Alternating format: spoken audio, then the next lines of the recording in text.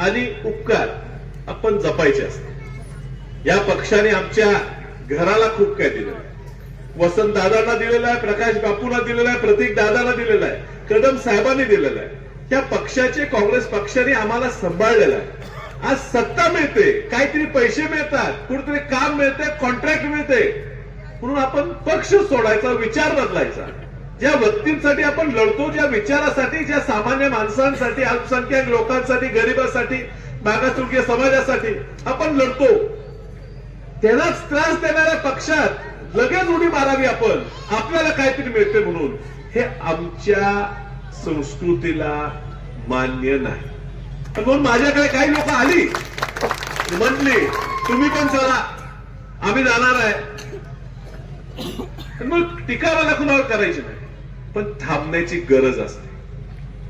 प्रत्येक वेळेस सत्तेचे मागे पळून चालत नसते. येणाऱ्या काही दिवसात सगळा उलगडा त्या बाबतीत होणार आहे. पण ह्या ठिकाणी आमची काय खूप तीव्र इच्छा नव्हती की हर्षवर्धनला या निवडणुकीत उतरायचं.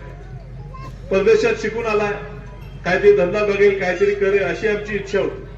पण तुमच्यासारखे सामान्य भगिनी व्यक्ती माझ्याकडे आले आणि त्यांनी सांगितलं जे काय झाले ह्या प्रभागात हे तुमच्या दुर्लक्षामुळे झालं, म्हणजे माझ्या दुर्लक्षामुळे. लोकसभेच्या निवडणुकीत यश मिळण्यासाठी थोडा आपल्या शेजारी दुर्लक्ष झाला, ह्याच्याबद्दल मी तुमच्या सगळ्यांची क्षमा मागतो. हो, माझा दुर्लक्ष झाला.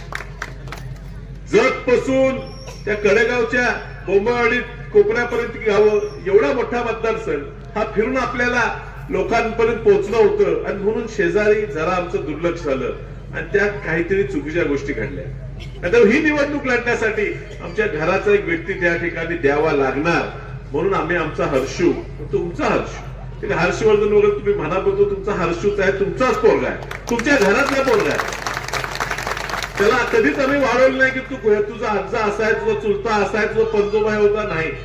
त्याला ती जाणीव आहे की आपण सामान्य कुटुंबातले, आपले पंजोबा वसंतदादा सामान्य शेतकरी कुटुंबातले आलेले आणि सामान्यांची कामं होऊन मोठे झालेले, हे त्याला आम्ही कधी विसरू दिलेलं नाही. आणि असा मुलगा आम्ही तुमच्याच सोडलाय, तुम्हाला दिलेला आहे. या पोराला तुम्ही सांभाळून घ्यायचं आहे, तुम्ही ह्या पोराच्या माध्यमातून कामं करून घ्यायचे. खासदार म्हणून आम्हाला जबाबदारी भरपूर असणार. आम्हाला दिल्लीला जावं लागणार, 6 महिने दिल्लीत बसायला लागणार, दिल्लीत तुमचे मुद्दे मांडायला लागणार, भाषण करावे लागणार. जत तालुका असेल, कवठेमंकाळ तालुका असेल, आटपाडी, खानापूर या तालुक्यांना पाणी द्यायचं अजून खूप मोठं काम आहे. आणि इथं आपल्याच वॉर्डात आपल्याला पाहिजे त्या पद्धतीनं पाणी मिळत नाही, ही सुद्धा शोकांतिक आहे. आम्ही कुणाला तरी विश्वास ठेवून त्या ठिकाणी पाठवलं होतं, पण ते विश्वास ज्यांच्यावर ठेवलेला त्यांना ती कामं करता आली नाहीत, भांडता आलं नाही. मला तुम्ही मागच्या वेळी ह्या प्रभागाचे 4 उमेदवार निवडून दिले तेव्हा मी काय आमदार खासदार नव्हतो, तरी सुद्धा मुंबईत जाऊन काहीतरी भांडून मी मोठा निधी आणला.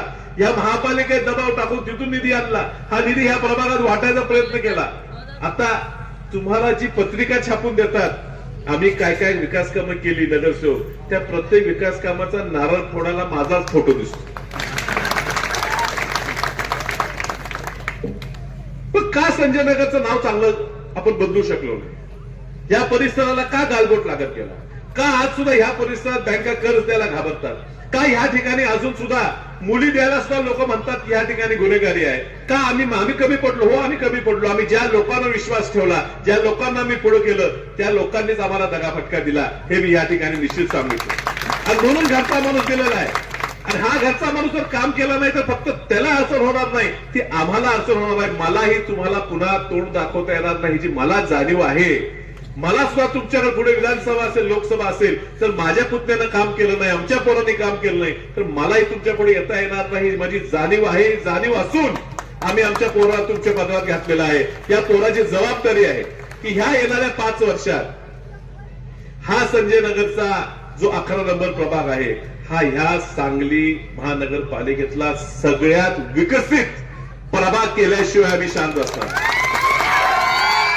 खासदार नसताना मोठ्या प्रमाणात तुमच्यासाठी निधी आणला, खासदार झालोय. मी तुम्हाला आश्वासित करतो, जिथून आणा लागेल तिथून पैसे खेचून आणून तुमचे प्रश्न सोडवीन. आम्ही पूर्ण कुटुंब, आज माझी बायको सुद्धा घरोघरी या ठिकाणी फिरते, तुमच्या सगळ्यांच्या सहवासात येते. मी त्या जबाबदारी दिली आहे. तिला आपली समजा की तुमची सून म्हणून तिला वागणूक द्या, प्रत्येकाने हे मनावर घेतलेलं आहे. आम्ही कुठे कमी पडलो असू तर ते आम्ही भरून काढण्यासाठी आमचं पूर्ण कुटुंब ह्या प्रभाग नंबर 11 साठी आम्ही पूर्णपणे कामात तुमच्या राहणार आहे, हे मी तुम्हाला या ठिकाणी सांगतो.